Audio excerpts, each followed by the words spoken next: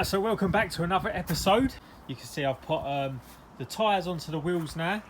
So we've got nice fresh wheels on there. And just dropped it down. So we dropped it down on the front and the back now.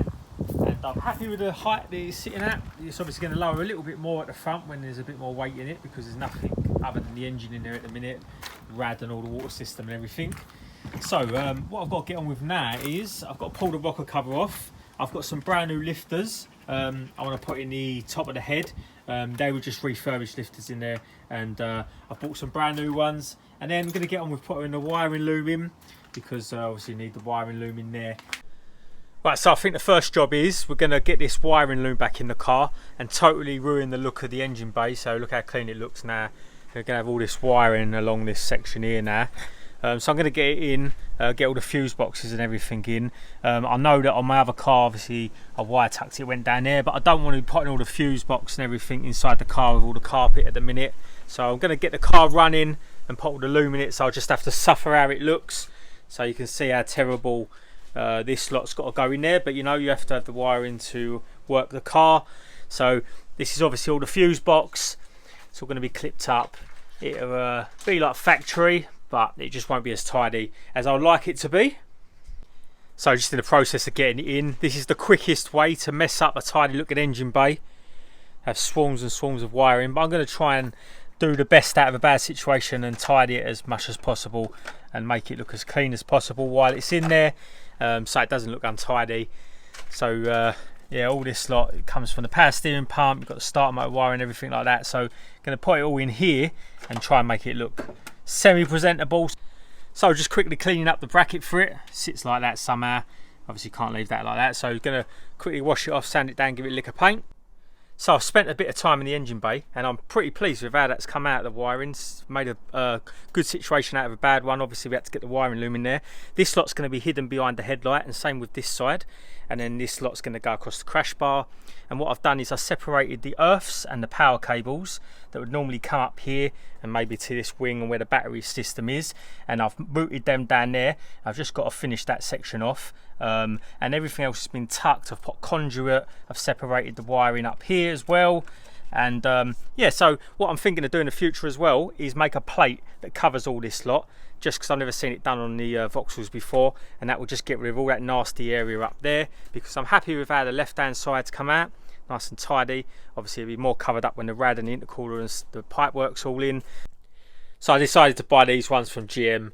I'll get a good discount on GM parts anyway, but they are genuine inner ones, so you can see in there. These are inner. I've got them soaking in some oil at the minute. I always soak them in oil before I fit them. I soaked them overnight just to fill up the oil ways. So got some nice fresh lifters to go in there now, be as quiet as a mouse when it's running. This is the part number for the GM ones if you ever need them. 93174076. So let's quickly pull these cams out. So I'm going to take the cam cover off, the cam belt cover off, and then I'll be able to show you how to time them up with the timing tool. It's very simple to do if you've never done it before.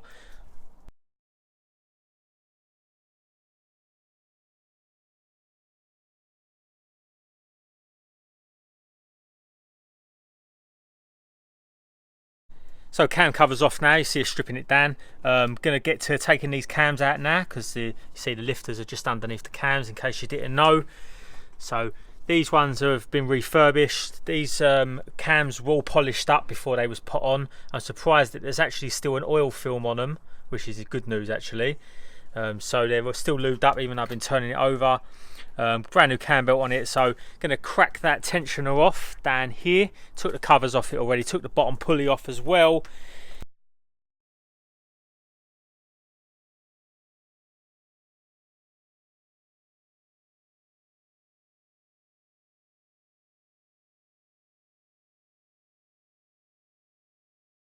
So this is why we've stripped it all down, just to get to these lifters. You can see there's still oil on them, even though this engine was built like 3 years ago. So it just goes to show, if you build it, properly lubricate it, on that first start up, it's going to be protected. So we're going to get all these lifters out now and replace them with the new ones. So all 16 of them are out now, so I'm just going to start putting the new ones in. You can see when you put these in, properly lube these up. So lube inside here, lube on top of the spring, on top of the retainer and all inside the bore as well.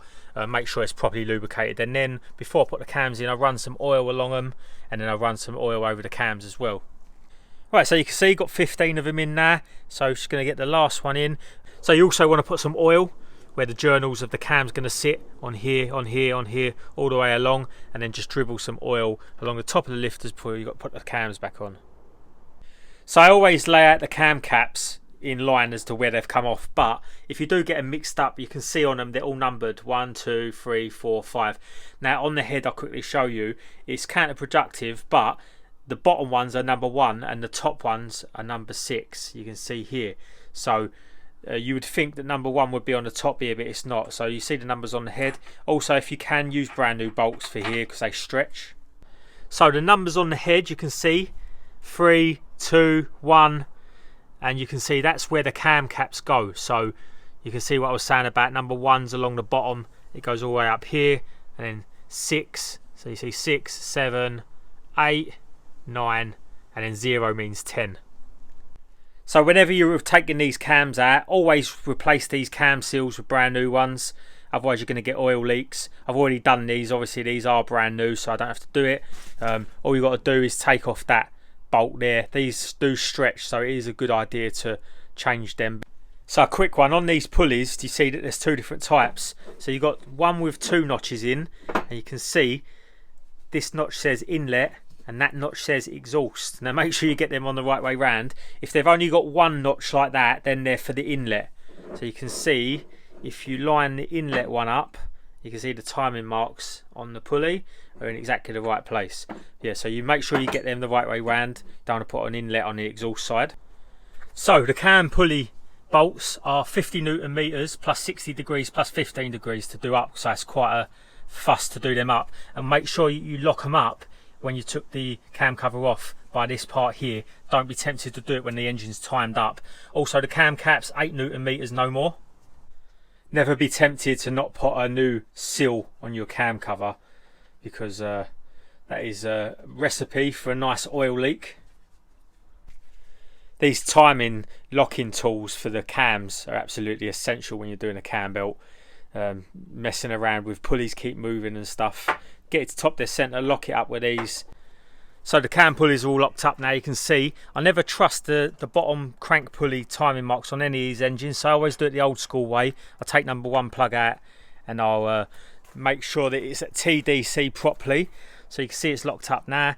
Whenever you do these tensioners up, always do an anti-clockwise rather than clockwise. Right, you can see here in the bottom pulley, that's the timing mark. Just below that bolt there, you see that notch out there. And then in the cam cover, try and get a bit closer, that little V there, it's got to line up with that. But I always double check and check TDC mark, obviously from number 1 plug, and make sure it's spot on before I time it up. And you can see always tension this side up first. This has got to be the tightest side. You can see how tight it is now. And then because the tensioner is on this side, so it's going to take all the slack out of this side. But if this side's slack, it's going to be no good. So you can see there on the tensioner, just about there, that the arrow is pointing directly to the part that says new. Just behind it you can see there's another line, that one's for used. So that's all tensioned up now perfectly. So that tensioner needs to be done up to 20 Newton meters, that bolt, and always make sure you hold the Allen key while you're doing it so it doesn't spin. Right, so I've just turned the engine over about 5 or 6 times by hand, and then I've just lined up the pulley marks again. You can see all on top dead center, and then the same with the crank pulley, perfectly lined up top dead center. So we know now that the engine's all timed up. So you might notice I can time these engines up with just turning the steering wheel. Don't even have to jack the cars up, which is handy. I'm also going to change this cover over. This is the one that come off it. It's got a load of scratches and that in it. I've got a load of other covers. This one's a lot better. So a big shout out goes out to David McHenry. Sent me this top hat in the post, come through today. So I thought I'd try it out, see how it is, give it a quick polish up. Not 100%, obviously I'm going to use it yet, but it does look good. So if I It's got a dump valve takeoff as well. I never run a dump valve. I obviously run the recirc valves if I ever wanted to, but I just blank that off. So give it a quick polish up. If anyone wants to send me bits, you're more than welcome to send me stuff if I can use it. You know, I will use it on the projects and that. I was thinking about in the future about doing a project. Don't matter if it's a banger, don't matter what it is. I buy a project car, and you know it could be built by the subscribers, so you could just send me parts that you've got, like reject parts or whatever. If I can use them, I'll bang them on it. I thought that'd be fun. I've never seen a YouTuber do that before, so let me know in the comments what you think about that. Right, so one of the biggest things now about this car being rolling after finally been sitting there for so long is I can actually get this thing out. So you can see now, just about squeeze it out through this gap here, obviously move a bit of stuff out of the way, and it allowed me to be able to do a proper diagnosis and see how much rust this thing's got. So as you can see at the minute, we've got a bit of a team red thing going on. So we've got obviously the silver car, the white RS Turbo, the silver Safira GSI, silver Mondeo, and then we've got these two teaming up on them. Got the radiant red of the Ford, and we've got the flame red of the Vauxhall. Good thing about it rolling as well, I can push it into the garage, work on it in the dry now. Oh well, so that's the furthest I'm getting her out on her own steam. I'm going to need to hook up a battery onto it as well and drive it out, because obviously everything's going to be seized up. So I'll try pushing it out, but it's all stuck and everything underneath. So obviously the rear drums or whatever need sorting, but I can't wait to get stuck into this now. It's going to be a lot of body work. You can see started to bubble and that around the arches, usual places. Probably put arches on it, a quarter on this side. See it's bubbling around the same arch. And there's going to be rust everywhere. The engine bay looks like a proper barn finder. So seeing as it's raining, covered up the car so it don't get absolutely minging. I've just finished up wrapping up a load of the cookies that I'm going to send out. So just a couple of them. So Gareth Bell, he's going to get a pack. You know, not only do I supply the entertainment on the YouTube, I also supply the biscuits as well. So we've got Cookie Monster, he's going to have a pack. And then we've got Fizzy Shah, he's going to have a pack. Who else? Matt B, he's getting a pack as well, so look forward to them in the post. So get yourself a cup of tea going, and look forward to the next video. Can't beat a bit of cold start. I love the way that these have a 2-stage cold start system on them. The 3-inch exhaust sounds brilliant. So here at Unknown Performance, we pride ourselves on being the fastest cookie delivery in the UK. If you can get your cookies delivered faster anywhere else, we'll go with them. So this is supposed to be our summer in the UK, is it? It's like 15 degrees and heavy rain in the middle of August, well, beginning of August. It's ridiculous.